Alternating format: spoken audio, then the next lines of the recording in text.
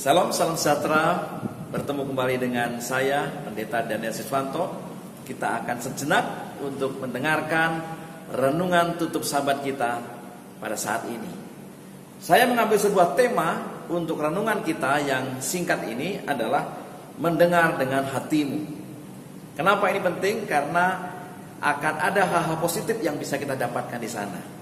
Saudara sekalian, salah satu tantangan terbesar dalam hubungan apapun adalah ketika orang yang Anda ajak bicara itu tidak mendengarkan. Coba, kita sudah ngajak ngomong, kita sudah berbicara, lawan bicara kita cuek, bahkan cenderung tidak mau mendengarkan. Seakan-akan mereka yang ada di depan kita yang sedang kita ajak bicara berkata, saya tidak peduli dengan omongan Anda. Ini akan membuat kita sakit hati, membuat kita jengkel, marah dan seterusnya. Saudara sekalian, fakta banyak kita hadapi. Contoh, orang tua mengeluh. Kenapa mengeluhnya? Karena anak-anak mereka tidak mendengarkan. Guru menjadi frustasi ketika siswa tidak memperhatikan. Coba, kalau ada dosen sedang mengajar atau guru sedang mengajar, kemudian siswa sibuk dengan urusannya sendiri, ngobrol sana sini, atau menggambar, tidak memperhatikan, stres saudara sebagai seorang pengajar. Atau juga pasangan. Seringkali pasangan kadang-kadang juga merasa bahwa pasangan mereka tidak saling mendengarkan. Ini akan berbahaya. Jika Anda berbicara dengan seseorang dan sering terasa seolah-olah Anda sedang berbicara kepada tembok, kenapa? Karena tidak ada respon. Itu sedang dalam masalah.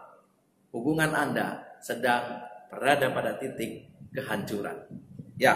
Komunikasi adalah yang paling penting dalam sebuah hubungan yang sehat. Ingat, komunikasi adalah hal yang penting dalam sebuah hubungan yang sehat, terutama hubungan Anda dengan Tuhan. Jika kehidupan doa Anda tampaknya satu sisi, Anda akan kesulitan untuk membedakan suara Tuhan. Apa maksudnya? Hubungan satu sisi. Sering kita berdoa, berbicara, tapi kita lupa untuk mendengar. Itu adalah doa satu sisi. Bagaimana cara mendengar Allah? Allah berbicara melalui apa? Melalui firman-Nya, melalui Alkitab. Untuk memiliki hubungan yang dekat dengan Allah, Anda tidak dapat menjadi orang yang melakukan semua pembicaraan. Tidak bisa kita hanya berdoa, berbicara terus saja. Tidak. Komunikasi yang sehat adalah komunikasi dua arah. Kita perlu berdoa, kita perlu berbicara, berseru kepada Tuhan, tetapi kita juga perlu mendengar suara Tuhan. Suatu kali Yesus pernah berkata kepada para audiennya. Di dalam Markus 7 ayat 14, firman Tuhan berkata demikian.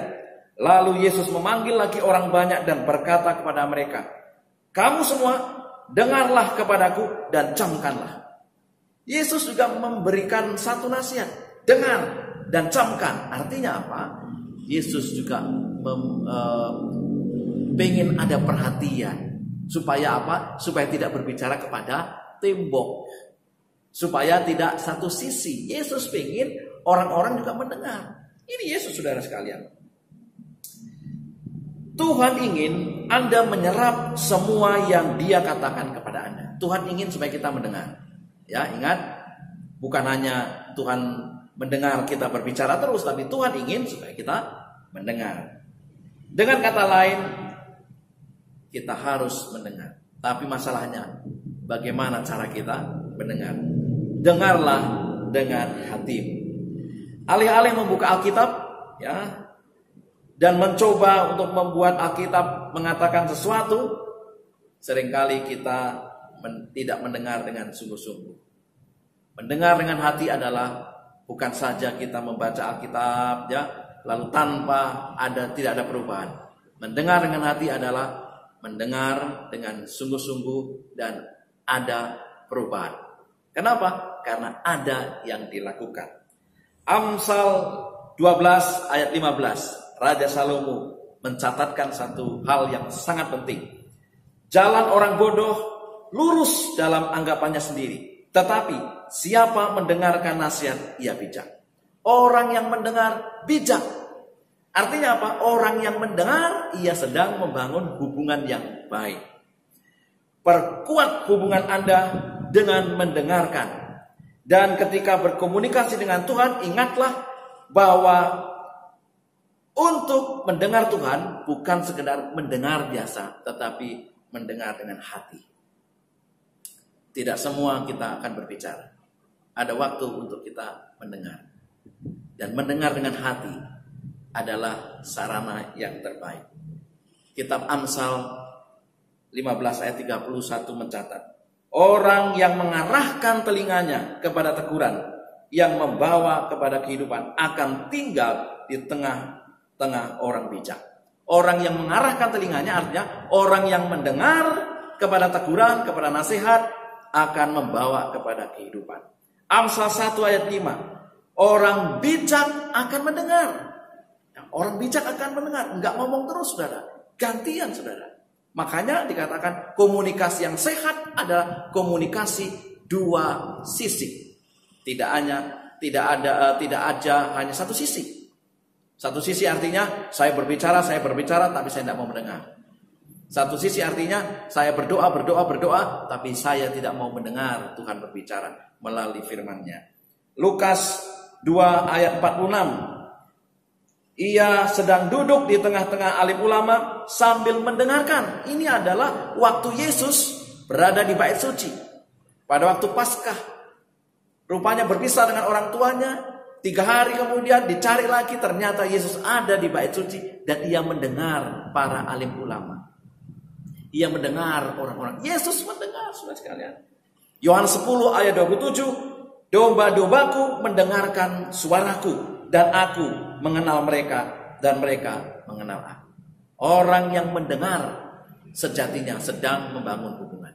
Biarlah sepanjang minggu bekerja ini, kita juga akan mendengar akan Tuhan dengan hati kita. Kita juga akan mendengar orang lain, karena itu artinya kita bijaksana. Tidak hanya kita berbicara, tetapi kita perlu mendengar. Komunikasi yang sehat, komunikasi yang baik adalah komunikasi dua sisi. Komunikasi yang berjalan adalah komunikasi dua sisi. Ada waktu untuk berbicara, ada waktu juga untuk mendengar. Mari kita tunduk kepala dan kita berdoa.